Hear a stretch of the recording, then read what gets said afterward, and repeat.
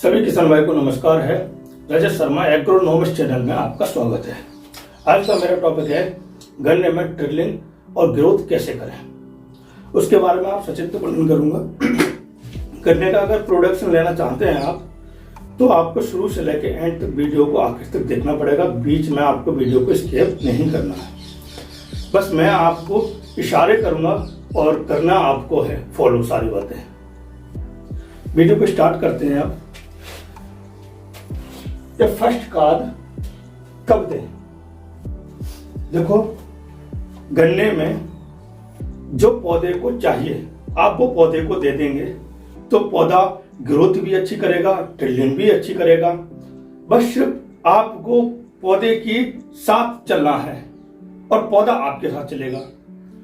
जब आप अच्छा खाना खाएंगे तो आपकी ग्रोथ अच्छी रहेगी, आपका दिमाग भी अच्छा चलेगा, बढ़िया चलेगा और शरीर में आप फुर्ती महसूस करेंगे। ऐसे ही पौधा है।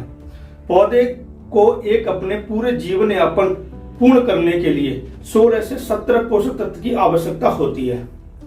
वही आपको जरूरत होती है। जो रिक्वायर पौधे को है वही पोषक तत्वों की रिक्वायर मनुष्य को जरूरत होती है।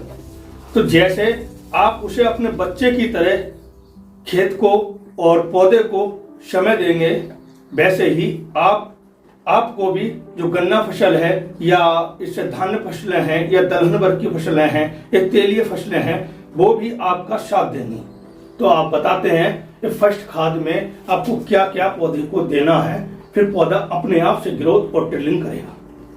फर्स्ट खाद में जब आपका गन्ना 30 से 35 दिन का हो जाए, 1 से 2 ब्रांच का गन्ने की जब जो लंबाई होती है वो हो जाती है, उस समय उस गन्ने में आपको तत्काल में आप उसकी जुताई करके या निराई गुड़ाई करके या खुदाई करके 2 दिन के लिए खेत को ऐसे ही छोड़ दें, जिससे खेत को सूर्य का प्रकाश अच्छे से मिल जाए।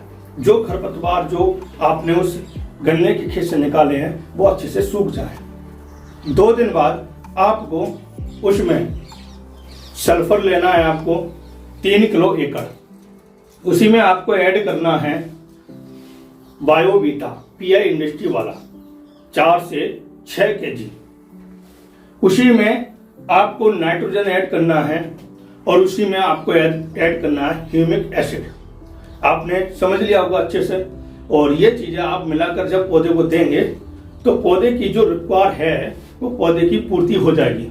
पौधा अपने आप ही ड्रिलिंग और ग्रोथ बहुत अच्छी खासी करेगा। अब बात कर लेते हैं, वैसे वीडियो बहुत लंबी हो जाएगी, मैं थोड़े से शॉर्ट में ही आपको समझाना चाहूंगा। हमारे प्रथम पोषक तत्व एनपीके होते हैं। द्वितीय पोषक तत्व हमारा कैल्शियम, मैग्नीशियम, सल्फर होता है और तृतीय पोषक तत्व हमारा सूक्ष्म पोषक तत्व होते हैं जो पौधे को पीपीएम में रिक्वायरमेंट रहती है। और जो हमारे द्वितीय पोषक तत्व होते हैं कैल्शियम, मैग्नीशियम, सल्फर, वो सूक्ष्म पोषक तत्व की अपेक्षा अधिक जरूरत होती है। और जो द्वितीय पोषक तत्व की अपेक्षा फर्स्ट पोषक तत्व जो हमारे होते हैं, प्रथम पोषक तत्व एनपीके, इनकी रिक्वायर पौधे को अधिक रहती है। अब एनपीके रिक्वायरमेंट जो पौधे को रहती है वो इसलिए रहती है, गन्ना एक लंबी अवधि फसल है। इसमें 9 से 10 महीने लगते हैं पूर्ण होने में। तो इसके लिए जो एनपीके की जरूरत होती है वो 2 बार रिक्वायर करता है पौधा, इसलिए इसे एनपीके की अधिक जरूरत होती है। कैल्शियम और सल्फर की गन्ना लंबी अवधि फसल होने के कारण ये कैल्शियम और मतलब सल्फर की भी रिक्वायर करता है 2 बार। अब कर लेते हैं मैग्नीशियम सल्फेट। मैग्नीशियम सल्फेट जो है पौधा वो एक ही बार रिक्वायर करता है शिफ्ट। अब मैग्नीशियम के आगे फायदे बताएंगे, कभी दूसरी नेक्स्ट वीडियो में आपको बनाऊंगा तो मैं आपको बताऊंगा ये मैग्नीशियम सल्फेट हमारे क्या क्या फायदे होते हैं और उसे लगाने से हम खरपतवार भी कंट्रोल कर सकते हैं और पौधे को क्या रिक्वायर रहेगी। ठीक है, अब दूसरी खाद की बात कर लेते हैं। हम दूसरी खाद हम कब डालें? दूसरी खाद में जब गन्ने की जो आयु हो जाती है पौधे की, जो वो 60 से 70 दिन की हो जाती है। 60 से 70 दिन में आपको कोई खाद नहीं देना है पौधे को सिर्फ पीपीएम में आपको सूक्ष्म पोषक तत्व देना है और उसी में आपको स्प्रे फॉर्म में एनपीके देना है। और गन्ना मतलब कीट से सुरक्षा करने के लिए, कीट से उपचार करने के लिए आपको उसमें इंसेक्टिसाइड देना है। इंसेक्टिसाइड में आपको 2 दवा ऐसी देनी है जिससे जो कांटेक्ट तरीके से भी हमारे पौधे को मतलब जो कीट लगे हुए हैं वो कंट्रोल करे और सिस्टमेटिक तरीके से कंट्रोल करे। उसी में आपको एक ऐड करना है फंगीसाइड, बहुत सस्ता है मार्केट में और हर व्यक्ति उससे एक परिचित है। M45 आपने भी सुना होगा, बढ़िया फंगीसाइड है। उसे लगाने से क्या होता है, पौधे में आगे को जो रोग आने हैं वो रोग नहीं आते, उसी समय रोगों का कंट्रोल हो जाता है। बताएंगे उस रोगों के बारे में भी। तो इसमें आपको पीपीएम में याद रखना है 250 ml आपको बायोवीटा PNDC वाला लेना है, 250 ml आपको ह्यूमिक एसिड लेना है। 1 एकड़ में जो पौधे को रुका रहेगी NPK 19-19, उसकी आपको 1 kg जरूरत रहेगी। उसी में आपको ऐड करना है 500 ग्राम M45 फंगीसाइड, जो कॉन्टैक्ट फंगीसाइड होता है। फिर उसमें आपको जो ऐड करना है इंसेक्टिसाइड में, आपको 1 एकड़ में कोरेजन की जो सीसी में जो टेक्निकल आता है क्लोरेट्रानिलीप्रोल 18.5% ऐसी फॉर्म वाला आता है, ये आपको 250, ये लेना है आपको 150 ml।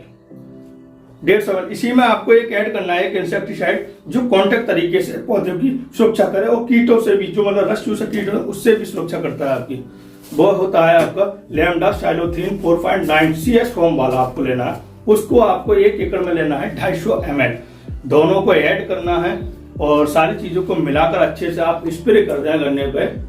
दूसरे खाद में तो आपकी गन्ने की जो ग्रोथ होगी आप देखेंगे बहुत जबरदस्त ग्रोथ होगी। अब तीसरी खाद के बारे में बात कर लेते हैं। तीसरी खाद गन्ने की महत्वपूर्ण खाद होती है। आप इस खाद को ना भूले देना। इस खाद को पौधा रिक्वायर करता है, मैंने आपको पहले भी बताया था। गन्ना हमारा लंबी अवधि फसल है, लगभग 9 से 10 महीने लग जाते हैं उसे पकने में। तो उसमें पौधे की जो जरूरत रिक्वायर रहती है अधिक, वो NPK की जरूरत रहती है। और मैंने बताया था उसी में कैल्शियम और सल्फर, इन 5 तत्व की पौधे को ज्यादा रिक्वायर रहती है। अगर आप पौधे को ये 5 तत्व अवेलेबल करा देंगे तो पौधे की जो ग्रोथ और ट्रिलिंग होगी वो हाईजेस्ट होगी। आपका प्रोडक्शन भी इतना हाई जाएगा या आप सोच नहीं सकते। उसका जो प्रोडक्शन है, जो मैंने अपने नियमों को खुद ही फॉलो किया था, तो मेरा जो प्रोडक्शन जो निकल कर आया था वो 110 से 120 कुंटल पर बीघे का एवरेज आया था।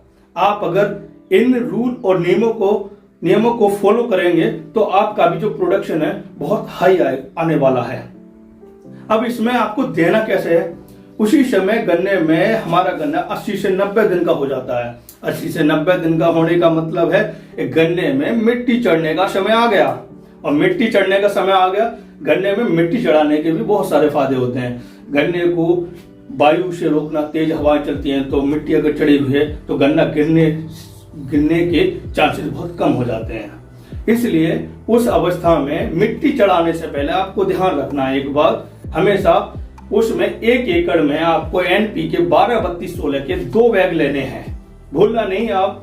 और इसमें सिंगल सुपर फास्फेट लेना है जो पौधे को चाहिए। मैंने बताया था 5 चाहिए पौधे को, वो आप दे देंगे उस समय 80 से 90 दिन पर और मिट्टी चढ़ा देंगे, उसके बाद फिर पानी दे देंगे तो गन्ने को आप देखेंगे कितनी जबरदस्त आपकी लंबाई, मोटाई, बहुत सारे मतलब जो आपको देखने को मिलेंगे वो एक अनोखे उपहार मिलेंगे देखने को। अब किसान भाइयों, अब चौथी खाद की बात कर लेते हैं। चौथी खाद क्यों जरूरी है पौधे को, क्योंकि गन्ना मैंने आपको बताया था लंबी अवधि फसल का है, 9 से 10 महीने लगते हैं उसे पूर्ण होने में, अपने पकने की अवस्था पर। अब उसमें यह खाद बहुत ही जरूरी है। उसमें जो पौधे को चाहिए आप पौधे को दे देंगे, पौधे की ग्रोथ निरंतर चलती रहेगी और प्रोडक्शन आने का ही यही कारण है। आप उसे समय समय पर चीजें देंगे तो आपका प्रोडक्शन ऑटोमेटिकली आएगा। हाँ, मैं आपको एक बात और बताना चाहता हूँ, गन्ने को खरपतवार से हमेशा मुक्त रखें। अगर गन्ने को खरपतवार से मुक्त रखेंगे तो आप जो भी फर्टिलाइजर डालेंगे वो फर्टिलाइजर हमारा खरपतवार नहीं लेगा। अगर खरपतवार आपके खेत में है तो 50% वो प्रतिस्पर्धा करते हैं। अब 50% वो ले लेंगे और 50% हमारा पौधा लेगा, तो जो ग्रोथ है वो उसकी घट जाएगी। तो इसलिए हमेशा ध्यान रखें, आप खरपतवारों से भी मुक्त रखना है। मैं आपको एक वीडियो अलग से बनाऊंगा, खरपतवार स्पेशल वीडियो, ठीक। तो इसमें आपको जो पौधे को देने हैं उसके बारे में बात कर लेते हैं। ध्यान रखना है आपको, 1 एकड़ में 25 केजी मैग्नीशियम सल्फेट। हाँ, आपने भी सुना होगा और मैं भी इस बात को रिक्वायर करता हूं, पौधे को जरूरत है बहुत उस समय 110 से 120 दिन पर मैग्नीशियम सल्फेट 25 केजी लेना है। उसी में आपको 1 बैग यूरिया लेना है। और अब उस समय बरसाती मौसम चलने लगता है, तो बरसाती मौसम को बचाने में मतलब बहुत सारे कीट, रस चूसक कीट और भी सारे कीट मतलब आते हैं, और नीचे मतलब गिडार का भी डर रहता है बनने का। तो इससे भी सुरक्षा करने के लिए गन्ने के लिए ऐसा क्या करा जाए, तो उसमें आपको फटेरा लेना है। फटेरा चाहे उसमें भी क्लोरेट्रानिलीप्रोल टेक्निकल आता है, मतलब 0.4% में आपको 1 एकड़ में 5 केजी लेना है।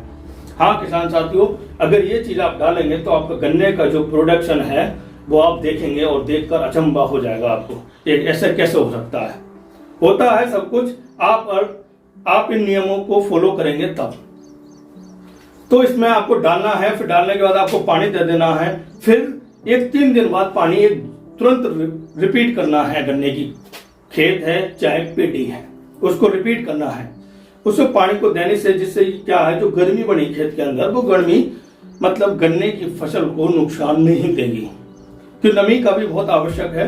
वैसे तो गन्ने में मतलब आवश्यकता अनुसार पानी 10 से 15 दिन की रिक्वायर रहती है गन्ने में, पर पानी आवश्यकता अनुसार अपने भी दे सकते हो, जैसे अपने आप में एक गन्ने में नमी है या नहीं है देखकर। तो आप बने रहिए, मैं आपको हर पॉइंट बताऊंगा।